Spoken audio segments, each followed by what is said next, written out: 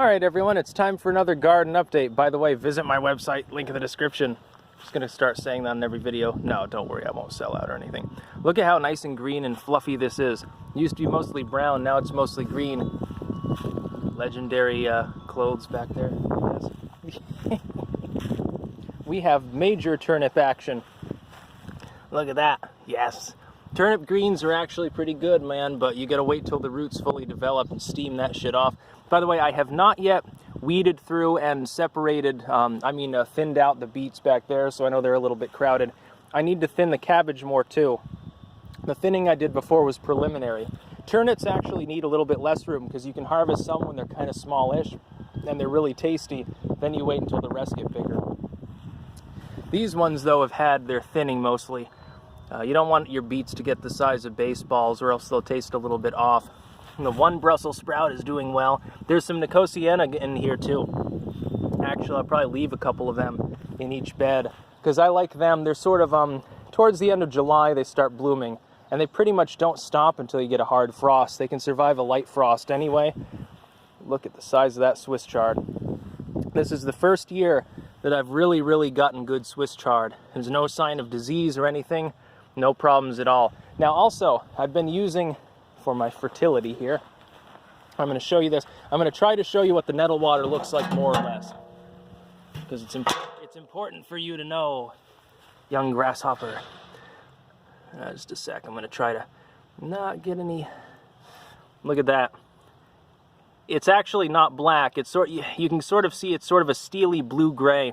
It's like a little bit like an oil slick too, and it smells, before it smelled more like composting tomato, like really strong. Now it smells a little bit like burnt meat, to tell the truth. It's not a pleasant smell. I can sort of understand why some people have a problem with it. Seems to work though. You can't give it to tomatoes though, the iron will kill them. There's an eggplant here now because nothing else was growing there, so it's like, well, why waste the space? And you can see the yucca tree, which had some problems, is actually, it's puffing up now. All of the plants in here are looking good. The 2 zucchini here got replaced with peppers. The general rule of thumb is if a plant is not doing well in a spot, it's not good to bother trying to replace that plant with another of the same species. It could be disease related, it could be related to soil structure or something like that. That wouldn't be a good idea. The cucumbers back there are starting to take off. However, these 2 tomato plants, a little bit more on the peaked side. This one is okay. This one, though, is kind of fucked up. I think I'm going to have to replace them. Now, I don't want to put peppers there. I'm actually wondering what the hell I will put there. Who knows? These ones, meanwhile, are doing fine, and there are beans between them. Actually, we planted some beans in there just to take up the space. There's some carrots in those 2 lines back there. The artichoke that we plowed in here, I don't know if that one will take, but give it a little bit of time. I've never planted one before. And the habanero. The Black Prince tomatoes are doing fine. And then, of course, you have the legendary Varg-looking herb garden here. I really like this. Somebody said it was a waste of hugelkultur. It's actually not, because that's not the intent of this bed. There is wood underneath as well. That's just for boarding. That's just scrap wood. Most of it's pine, which isn't as good for hugelkultur anyway. It just sort of looks nice. It looks rustic, and it will degrade over time and add to the soil. Worms will like it and so forth. There are beans all over the place in here. You can see some beans starting to sprout. These cucumber are fine. They're doing fairly well. Now that they've gotten a good fertilizer watering, nice sunny day of heat ahead, they'll start sprouting out pretty well. These are the green bell peppers, or actually I think yellow bells are what we planted there. More beans over here. Basically between the edge of the chamomile and here, that's all bean in there. Not for eating as much as just having something to grow there that's easy and simple and you just fucking pop it in the ground. I'm not a huge fan of beans actually. Like I'll eat 2 or 3 times a year I'll have some beans maybe. We have bugs fucking here on the gas plant, which will finally be blossoming this year. These create volatile oils, and the story is that at one point the daughter of some botanist managed to get like a flame coming off of the plant. It was a hot, dry, stagnant day and just lit a match above it and shot off a fireball, giving rise to the idea that this might have been the burning bush. It's actually false dittany, Dictamnus alba, and it does have if you smell it, a lot of oil on it, especially on the flowers. It is very, very, very scented.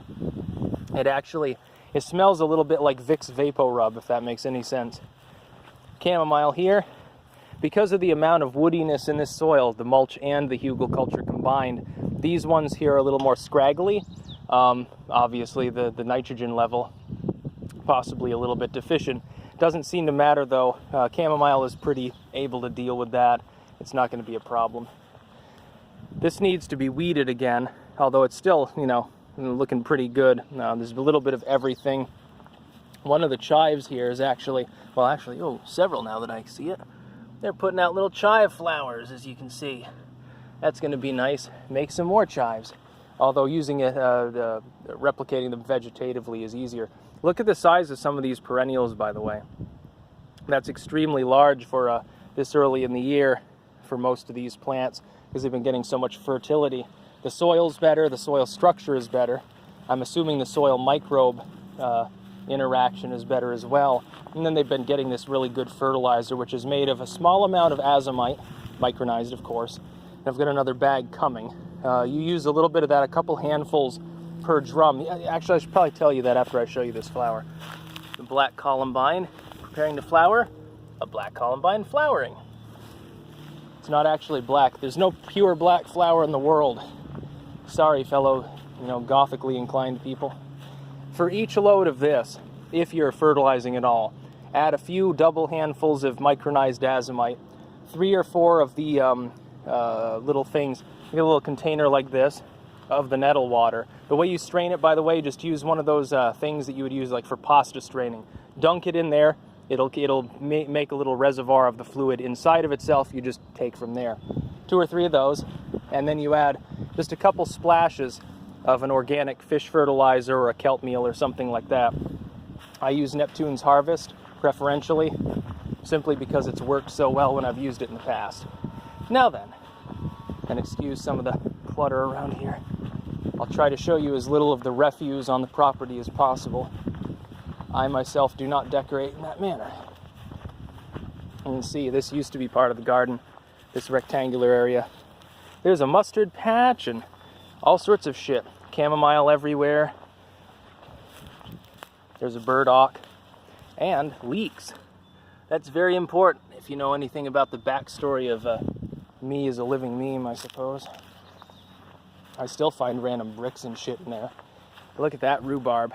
That got a nice double dose of the fertilizer today. Everything back here got some azomite, but it hasn't gotten any other fertilizer until today, so that'll probably perk it up. Some nice columbines. I like columbines.